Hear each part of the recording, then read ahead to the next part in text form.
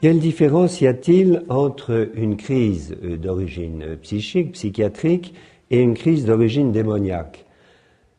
Si vous voulez, à travers le peu d'expérience que j'ai, je peux dire ceci. Une crise d'origine psychiatrique, par exemple une crise d'hystérie, va commencer assez doucement.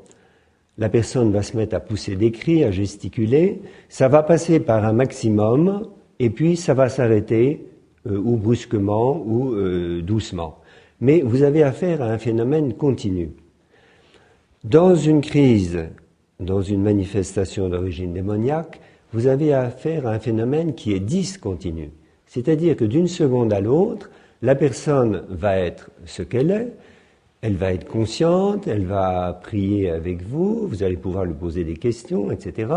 Elle est elle-même, et puis d'un seul coup, c'est une autre personnalité qui prend le relais, qui se met à s'exprimer, et manifestement là, vous vous rendez compte qu'il ne s'agit plus de la personne, mais du démon qui se sert de l'organe de la voix pour s'exprimer, soit par des paroles en clair, soit par des espèces de cris, mais qui sont plutôt des rugissements, qui ressemblent plus à un rugissement de bête, de tigre ou de lion, que à des cris, ces cris qu'on entend dans les crises psychiatriques.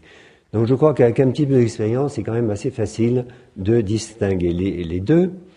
Encore que, à l'intérieur, voyez, d'une crise ou d'un phénomène d'origine démoniaque, vous pouvez très bien avoir un aspect hystérique. J'ai eu le cas d'une femme qui manifestement souffrait d'une possession, mais qui également avait des tendances hystériques.